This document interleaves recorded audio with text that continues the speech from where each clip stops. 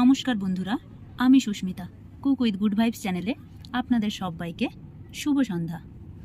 আজকে আমি সিমুইর পায়েস বানাবো। সিমুইর পায়েস বানানোর জন্য এই সব উপকরণগুলো আমি নিয়ে নিয়েছি। দেখতে পাচ্ছ কত সুন্দরভাবে আমি এটাকে সাজিয়ে গুছিয়ে নিয়েছি।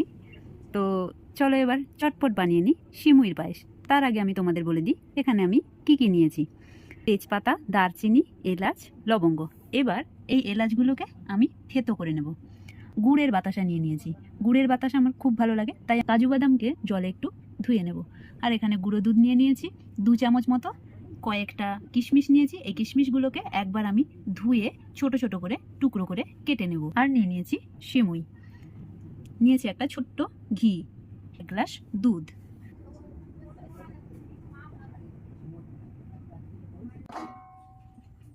এভাবে ভালোভাবে ঘিটাকে ছড়িয়ে নেবে। এর মধ্যে এই সিমুইটাকে আমি দিয়ে দেব। এটাকে দিয়ে এবার আমি ভেজে নেব।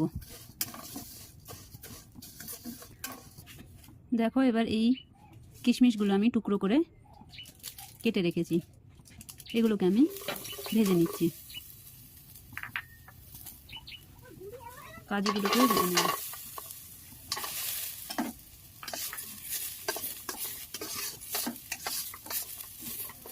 হালকাভাবে ভেজে নেব।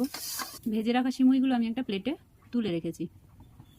কাজু আর কিশমিশ ঘিতে ভাজার সময় একটা জিনিস খেয়াল করবে, যখন দেখবে কিশমিশ আর কাজু ভাজতে ভাজতে একটা সুন্দর গন্ধ এসেছে, তখনই কিন্তু কিশমিশ আর কাজুটাকে তুলে নিতে হবে।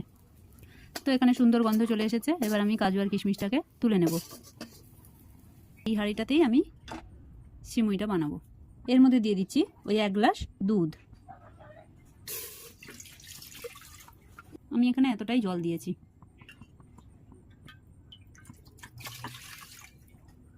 এবার দুধটাকে ফোটাবো।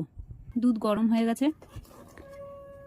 এবার এতে আমি দিয়ে দেব তেজপাতা, আর আগে থেকে নিয়ে নিয়েছিলাম এলাচ। এলাচটাকে আমি থেতো করে নিয়েছি, আর দারচিনি আর একটা লবঙ্গ। এটা দিয়ে ভালোভাবে ফোটাবো।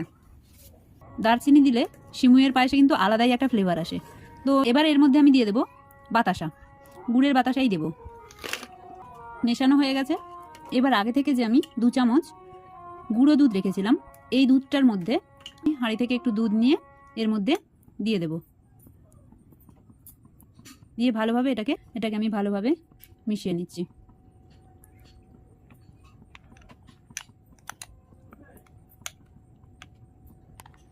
যাতে এরকম জমাট বাঁধা দুধ না থাকে, ভালোভাবে এটাকে মিশিয়ে নিতে হবে।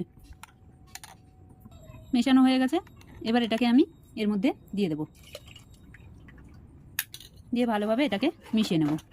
একবার মেশানো হয়ে গেলে এবার আমি এর মধ্যে দিয়ে দিচ্ছি আগে থেকে ভেজে রাখা সিমুইটা।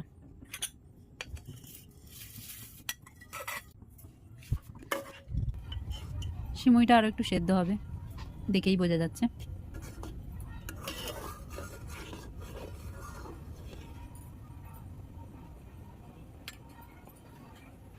এবার এর মধ্যে আমি কাজু কিশমিশ দিয়ে দেবো।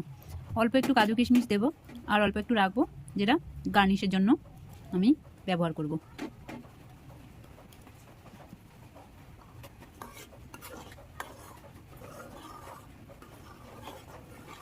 প্রায় হয়ে এসেছে সিমুই।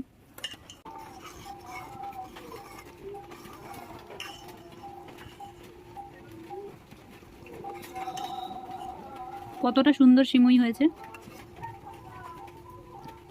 তো দারচিনি দিয়ে চটজলদি বানিয়ে ফেলো সিমুইয়ের পায়েস।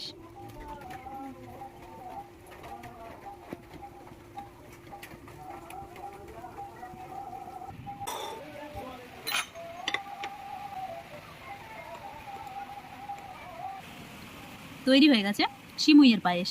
তো তোমরাও বাড়িতে এরমভাবে সিমুইয়ের পায়েস বানিয়ে নিও, আর কমেন্টে আমাকে জানিও যে কেমন খেতে লাগলো।